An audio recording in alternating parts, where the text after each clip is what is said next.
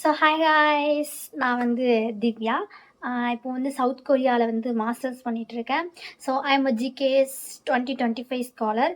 So இந்த வீடியோவில் வந்து ஜிகேஎஸ் ஸ்காலர்ஷிப் பற்றி ரொம்ப பேசிக்கான அவுட்லைன் சொல்லலாம் அப்படி சொல்லிட்டு வந்திருக்கேன். அப்புறம் இது வந்து என்னோட ஃபஸ்ட்டு வீடியோ. ஸோ எனக்கு ரொம்ப நர்வஸாக இருக்குது. அண்ட் வந்து ப்ளீஸ் டோன்ட் ஜட்ஜ் மீ. எனக்கு எப்படி வீடியோ வரும்னு தெரியல. ஸோ எடிட் பண்ணும்போது தான் நான் பார்க்கணும் எப்படி வீடியோ வந்திருக்குன்னு. ஸோ எனக்கு தெரிஞ்ச அளவுக்கு எல்லாமே நான் உங்களுக்கு வந்து இங்கே சொல்லலான்ட்டு இருக்கேன். நிறைய டிப்ஸ் கொடுக்கலான்ட்டு வந்திருக்கேன். ஸோ வந்து எனக்கு 2024 நான் அந்த ஸ்காலர்ஷிப் ட்ரை பண்ணேன். எனக்கு ஸ்காலர்ஷிப் கிடைக்கல. அப்புறம் 2025 தான் எனக்கு கிடச்சிது. ஸோ எனக்கு நிறைய விஷயம் அந்த ஸ்காலர்ஷிப் பற்றி தெரியும். லைக் நான் என்னென்ன தப்பு பண்ணேன் அப்படின்றதையும் உங்க கூட ஷேர் பண்ண போகிறேன். ஸோ தட் நீங்கள் அந்த தப்பை பண்ணாமல் உங்களுக்கு இந்த ஸ்காலர்ஷிப் கிடைக்கும். ஸோ ட்ரஸ்ட் மீ, என்னை நம்புங்க. I help you to get this scholarship. I want you guys to live here to explore Korea. எனக்கு நிறைய ஸ்டூடெண்ட்ஸ் நிறைய பேரை தெரியும். மோஸ்ட் ஆஃப் த ஸ்டூடெண்ட்ஸ் எல்லாருக்குமே வந்து இந்த மாதிரி ஒரு ஸ்காலர்ஷிப் இருக்கிறதே தெரில. அவங்களுக்கு வந்து இங்கே கொரியாவில் வந்து படிக்கணும், வாழணும், இருக்கணும் அப்படின்லாம் ஆசை. பட் எப்படி வரதுன்ற மாதிரியான அவேர்னஸ் இல்லை. எனக்கு மோஸ்ட்டாக வந்து எனக்கு சவுத் இந்தியன் பீப்புள்ஸ்க்கு இல்லையோ அப்படின்னு தோணுது. ஏன்னா எனக்கு தெரிஞ்ச இங்கே மோஸ்ட் ஆஃப் த பீப்புள்ஸ் வந்து எல்லாருமே நார்த் இந்தியன்ஸாக தான் இருப்பாங்க. அண்ட் எனக்கு வந்து நான் ப்ரிப்பேர் பண்ணும்போது வந்து நிறைய ஹிந்தியில தான் வீடியோஸ் இருக்கும். ஸோ எனக்கு அப்போ வந்து கொஞ்சம் கஷ்டமாகவே இருந்துச்சு. இப்போ போய் நீங்கள் தமிழ்லன்னு பார்த்தாலுமே வந்து நிறைய இருக்காது, இந்த ஸ்காலர்ஷிப் நிறைய வீடியோஸ் இருக்காது. ஸோ அதனால நான் அந்த வீடியோஸ் மோஸ்ட்லி தமிழில் தான் பண்ணலான் இருக்கேன். இன்கேஸ் இன் ஃபியூச்சர் யாருக்காச்சும் இங்கிலீஷில் வேணும், அதர் ஸ்டேட் ஸ்டூடெண்ட்ஸ் பார்க்குறாங்க புரியலங்கிற போது நான் வந்து அதை வந்து இங்கிலீஷ் கலந்த தமிழ், அப்படி இல்லைன்னா வந்து சப்டைட்டில்ஸ் ஆட் பண்ணலாம் அப்படின்ட்டு இருக்கேன். So please don't judge me. எனக்கு வந்து ரொம்ப நர்வஸாக இருக்கிறதுனால கொஞ்சம் அப்படி இருக்குது. So I help you to get the scholarship and I help you. என்ன கமெண்ட்ஸ் என்ன டவுட் இருந்தாலும் சொல்லுங்கள். அண்ட் வந்து இந்த வீடியோவில் ஏதாச்சும் பிரச்சனை வாய்ஸ் கொஞ்சம் இதாக இருக்கோ இல்லை எதுவாக இருந்தாலும் சொல்லுங்கள். So that I fix this. And subscribe பண்ணிக்கோங்க so that you can see my video. So எதையுமே மிஸ் பண்ணாதீங்க. நான் நிறைய விஷயம் GKS from start to end, நீங்கள் வந்து இங்கே கொரியா வந்து இறங்குற வரைக்கும் உள்ள எல்லாத்தையும் நான் சொல்ல போகிறேன். நான் என்னென்ன தப்பு பண்ணேன், நான் என்னென்ன கற்றுக்கிட்டேன் அப்படின்ற எல்லா விஷயம் எல்லாத்தையும் வந்து உங்ககிட்ட ஷேர் பண்ண போகிறேன். நிறைய டிப்ஸும் வச்சுருக்கேன். அண்ட் டிப்ஸ் அண்ட் ட்ரிக்ஸ் ரெண்டுமே இருக்குது. ஸோ சப்போர்ட் பண்ணுங்கள். I'm here to help you. So இப்போ வந்து என்னென்னா ஜிகேஎஸ் ஸ்காலர். ஃபஸ்ட்டு ஜிகேஎஸ்னா என்ன? ஜிகேஎஸ் அப்படிங்கிறது குளோபல் கொரியா ஸ்காலர்ஷிப். இந்த ஸ்காலர்ஷிப் வந்து கொரியன் கவர்மெண்ட் வந்து இன்டர்நேஷ்னல் ஸ்டூடெண்ட்ஸ்க்காக ப்ரொவைட் பண்ணுற ஒரு ஸ்காலர்ஷிப். இது வந்து full free scholarship. You don't need to pay a single penny from your pocket. So எதுவுமே நீங்கள் பண்ண வேணாம். Everything is free. Everything is ஃப்ரீனா எல்லாமே டியூஷன் ஃபீலேருந்து எதுவுமே நீங்கள் இந்த கவர்மெண்ட்டுக்கு நீங்கள் பே பண்ண வேண்டியதே இருக்காது. எப்படி சொல்லணும்னா லேக்ஸில் பே பண்ணுற மாதிரி இருக்காது. பட் நீங்கள் டாக்குமெண்ட்ஸ் ரெடி பண்ணும்போது அப்புறம் இங்கே வரும்போது அப்போல்லாம் கொஞ்சம் செலவு இருக்கும். அதுவுமே கிட்டத்தட்ட ஒரு 1 lakh அவ்வளோலாம் செலவாகும். அதை தவிர நீங்கள் இங்கே வந்து படிக்கிறதுக்கு லேக்ஸ் கணக்கில் பணம் செலவு பண்ண வேண்டிய அவசியமே இருக்காது. ஸோ இதுதான் அந்த ஸ்காலர்ஷிப்போட பெனிஃபிட்ஸ். அண்ட் வேறு என்னெல்லாம் இந்த ஸ்காலர்ஷிப்பில் பெனிஃபிட் ஆகும் அப்படின்னா, உங்களோட ஏர்ஃபேர் போயிட்டு வர்றதுக்கு நீங்கள் கொரியா வரப்போ ஸ்டடீஸ் முடிச்சுட்டு போகிறப்ப உள்ள ஏர்ஃபேர் வந்து ஒரு எக்கனாமி டிக்கெட் வந்து உங்களுக்கு ஃப்ரீ. அண்ட் வந்து டியூஷன் ஃபீ ஃப்ரீ. நீங்கள் டியூஷன் ஃபீ பே பண்ண வேண்டாம். உங்களுக்கு மந்த்லி ஸ்டைஃபன் கொடுப்பாங்க. அதுக்கப்புறம் வந்து மெடிக்கல் இன்சூரன்ஸ். இதெல்லாம் தான் இதோட மெயின் பெனிஃபிட்ஸ் வந்து கவர் ஆகிறது. ஸோ இந்த ஸ்காலர்ஷிப் வந்து யாரெல்லாம் வந்து அப்ளை பண்ணலாம்? 2 பேருக்கும் இருக்குது. அண்டர் கிராஜுவேட்ஸுக்கும் இருக்குது, கிராஜுவேட்ஸ்க்கும் இருக்குது. அண்டர் கிராஜுவேட்ஸ்க்கு எப்போ ஓப்பன் பண்ணுவாங்கன்னா செப்டம்பர். ஆல்ரெடி அது ஓப்பன் பண்ணி அது வந்து ப்ராசஸ் போயிட்டுருக்கு. ஸோ கிராஜுவேட்ஸ்க்கு எப்போ பண்ணுவாங்கன்னா February 2. மோஸ்ட்லி எப்போவுமே நாட் February 2, ஃபெப்ரவரியில் இல்லைன்னா கொஞ்சம் முன்னாடி பண்ணால் January லாஸ்ட்டு. ஸோ இந்த டைமில் தான் வந்து இந்த ஸ்காலர்ஷிப் வந்து ஓப்பன் ஆகும். ஸோ இப்போ என்னன்னா, நான் வந்து அண்டர் கிராஜுவேட்ஸ் பற்றி வந்து நான் இன்னொன்று கொஞ்சம் நிறைய பார்த்துட்டு வந்து நான் அதை பற்றி ஷேர் பண்ணலான்ட்டு இருக்கேன். ஏன்னா அண்டர் கிராஜுவேட்ஸில் வந்து நிறைய புது சேஞ்சஸ்லாம் நடந்திருக்கு. ஸோ அதனால் நான் அதை பார்த்துட்டு வந்து சொல்கிறேன். ஸோ இப்போ வந்து கிராஜுவேட் ஸ்டூடெண்ட்ஸ்க்கான வீடியோ. ஸோ ஃபஸ்ட்டு என்ன பண்ணணும் அப்படின்னா, லைக் நிறைய ஃபார்ம்ஸ் இருக்கும், நிறைய டாக்குமெண்ட்ஸ் இருக்கும். இதெல்லாம் நீங்கள் ரெடி பண்ணுற மாதிரி இருக்கும். அந்த ஃபார்ம்ஸ், டாக்குமெண்ட்ஸ் வீடியோஸ்லாம் நான் நெக்ஸ்ட் வீடியோவில் வந்து கிளியராக என்னென்ன ஃபார்ம், என்னென்ன டாக்குமெண்ட்ஸ் எல்லாம் ரெடி பண்ணணும் அப்படின்றத சொல்லுவேன். ஸோ இந்த வீடியோ ஜஸ்ட் அவுட்லைன் மட்டும்தான். ஸோ ஜிகேஎஸ் காலேஜ் பற்றி யாருக்கெல்லாம் பண்ணணும்னு சொல்லிட்டேன். இப்போ நெக்ஸ்ட் வந்து என்னதுன்னா, ப்ராசஸ் எப்படி இருக்கும் அப்படி சொல்கிறேன். எத்தனை ரவுண்ட்ஸ் இருக்கும் அப்படி சொல்கிறேன். ஸோ மெயினாக இந்த ஸ்காலர்ஷிப்பில் வந்து எப்படி இருக்குன்னா 2 ட்ராக் இருக்குது. எம்பசி ட்ராக் அண்ட் யூனிவர்சிட்டி ட்ராக்னு 2 ட்ராக் இருக்குது. ஸோ நீங்கள் என்ன பண்ணலான்னா, ஏதாச்சும் ஒரு ட்ராக் ட்ரை பண்ண முடியும். ஒரு ட்ராக் தான் ட்ரை பண்ணலாம். ஓகேவா? ஃபஸ்ட்டு வந்து இப்போ எம்பசி ட்ராக் சொல்கிறேன். எம்பசி ட்ராக் வந்து கொஞ்சம் காம்ப்ளிகேட்டடான ட்ராக்கு.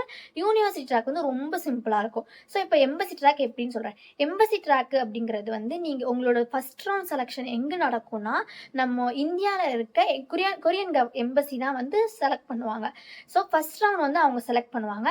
செகண்ட் ரவுண்ட் வந்து நீடு செலக்ட் பண்ணுவாங்க. நீடுங்கிறது தான் வந்து இங்கே இருக்க ஒரு நீடுங்கிறது ஒரு கவர்மெண்ட் ஆர்கனைசேஷன்.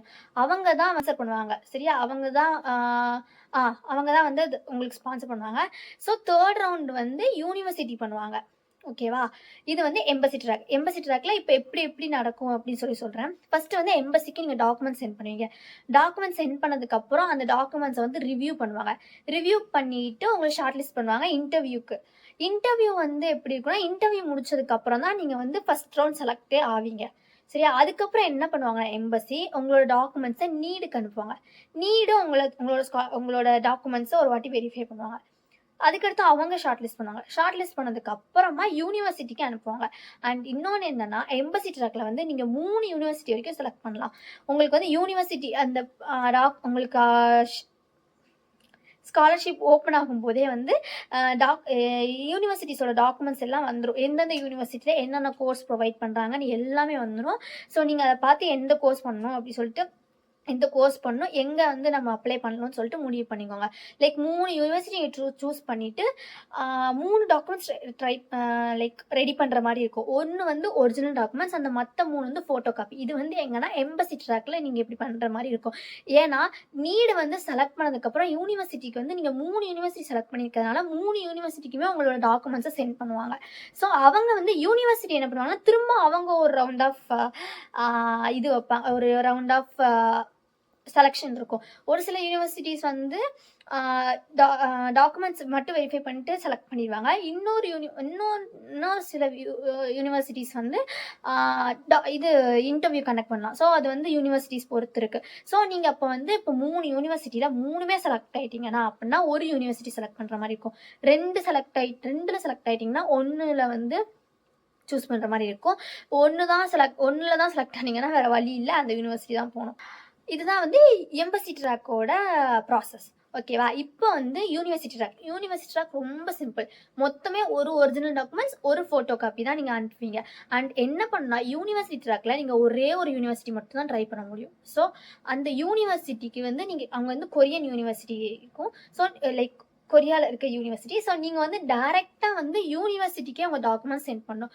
டிஹெச்எலோ இல்லை ஏதோ ஒரு பார்சல் சர்வீஸ் யூஸ் பண்ணி நீங்கள் வந்து இங்கே அனுப்புகிற மாதிரி இருக்கும். இங்கே என்ன பண்ணுவாங்கன்னா, யூனிவர்சிட்டி வந்து ஃபஸ்ட்டு டாக்குமெண்ட்ஸ் ரிவ்யூ பண்ணுவாங்க. டாக்குமெண்ட்ஸ் ரிவ்யூ பண்ணிவிட்டு டாக்குமெண்ட் ஸ்க்ரீனிங்கில் நீங்கள் ஷார்ட் லிஸ்ட் ஆகிட்டிங்கன்னா இன்டர்வியூ வைப்பாங்க. இன்டர்வியூ வச்சதுக்கப்புறம் செலக்ட் பண்ணுவாங்க. ஸோ இது செலக்ட் பண்ணதுக்கப்புறம் இவங்க என்ன பண்ணுவாங்கன்னா நீடுக்கு அனுப்புவாங்க. நீடுக்கு அனுப்பிச்சதான் அவங்க செலக்ட் பண்ணுவாங்க. அவ்வளோ முடிஞ்சுது. மொத்தமே யூனிவர்சிட்டி ட்ராக்ல இந்த 2 ரவுண்ட் தான் இருக்கும். எம்பசி ட்ராக் மாதிரி இப்படி ரொம்ப காம்ப்ளிகேட்டடாக இருக்காது. ஆனால் எம்பசியில் வந்து நீங்கள் 3 யூனிவர்சிட்டி ட்ரை பண்ணலாம். 1ல் இல்லைனாலும் எதுலையாச்சும் 1ல் கிடச்சிடும் அந்த மாதிரி. ஆனால் யூனிவர்சிட்டி ட்ராக் அப்படி கிடையாது. 1ல் ஃபெயில் ஆகிட்டிங்கன்னா அவ்வளோதான். அப்புறம் இன்னொன்று என்னென்னா, எம்பசி ட்ராக்ல நீங்கள் ஃபஸ்ட்டு ரவுண்டில் வந்து நீங்கள் லைக் ஷார்ட் லிஸ்ட் ஆகலை அப்படின்னா யூனிவர்சிட்டி ட்ராக் ட்ரை பண்ணலாம். ஏன்னா எம்பசி ட்ராக்ல வந்து என்ன பண்ணுவாங்கன்னா, டெட்லைன் எல்லாமே ரொம்ப சீக்கிரமே இருக்கும். ஆனால் யூனிவர்சிட்டியில் ரொம்ப லேட்டாக இருக்கும். ஃபார் எக்ஸாம்பிள் இந்த வருஷம் நடந்ததை நான் சொல்கிறேன். இந்த வருஷம் வந்து ஜனவரி எண்டில் வந்து அப்ளிகேஷன் வந்து கைட்லைன்ஸ் வந்து ரிலீஸ் பண்ணாங்க. ரிலீஸ் பண்ணதும் எம்பசி தான் வந்து அவங்க வந்து ஒரு டைமை வந்து அவங்க வந்து ஃபிக்ஸ் பண்ணுவாங்க. லைக் இந்த டைம்குள்ளே எங்களுக்கு டாக்குமெண்ட்ஸ் வரணும் அப்படின்ட்டு.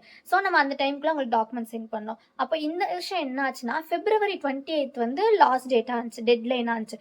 நம்ம அதுக்குள்ளே என்ன பண்ணணும்னா டாக்குமெண்ட்ஸ் எல்லாம் ரெடி பண்ணி எம்பசிக்கு அனுப்பணும்.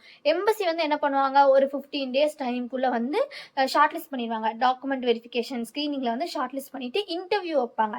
இன்டர்வியூ வச்சதுக்கு அப்புறம் ஒரு 2-3 டேஸ்லேயே நமக்கு ரிசல்ட் வந்துடும். அப்போனா மிஞ்சி மிஞ்சி போனால் மார்ச் 2022லேயே எங்களுக்கு ரிசல்ட் வந்துருச்சு.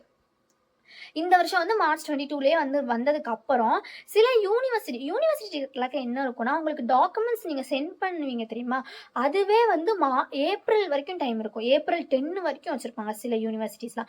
ஆனால் அது வந்து யூனிவர்சிட்டிஸ் பொறுத்தும் இருக்கும். ஒவ்வொரு யூனிவர்சிட்டிலையும் ஒவ்வொரு மாதிரியான டெட்லைன்ஸ் இருக்கும். ஸோ அதை பார்த்துக்கணும். ஒரு வேளை நீங்கள் வந்து உங்களோட யூனிவர்சிட்டி வந்து ஏப்ரல் ஃபஸ்ட் வீக்கில் ஏப்ரல் 10 வரைக்கும்லாம் இருந்துச்சுன்னா உங்களுக்கு லக்கு தான். நீங்கள் ஃபஸ்ட் ரவுண்டில் கிளியர் ஆகலைனாலும் நீங்கள் என்ன பண்ணுறீங்கன்னா, இப்போ வந்து ஃபார் எக்ஸாம்பிள் இப்படி சொல்கிறேன், ஒரு மார்ச் 22 ரிசல்ட் வருது. அப்போ நீங்கள் பாஸ் ஆகலை அப்படின்னா நான் என்ன சஜஸ்ட் பண்ணுவேன்னா, உங்களுக்கு இன்டர்வியூலேயே தெரிஞ்சிடும் அளவுக்கு நம்மளுக்கு வந்து கிடச்சிருமா கிடைக்காதா, ஒரு ஒரு ஒரு ஒரு சின்ன இது இருக்குல்ல, கிடச்சிரும் அப்படின்ற ஒரு இதோ, இல்லை நம்ம நல்லா பண்ணலை கிடைக்காதோ அப்படின்ற மாதிரி ஒரு டவுட் வந்தாலே I suggest you to prepare for university track.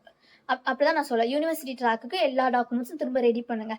Ready பண்ணிவிட்டு ரிசல்ட் வந்த அன்னைக்கு பாருங்கள். லைக் வரலை அப்படின்னா நீங்கள் உடனேவே வந்து யூனிவர்சிட்டி டாக்குமெண்ட்ஸ் எல்லாம் ரெடியாக வச்சுக்கோங்க. ரிசல்ட் வந்ததுமே உடனே யூனிவர்சிட்டிக்கு வந்து நீங்கள் சென்ட் பண்ணிடுங்க.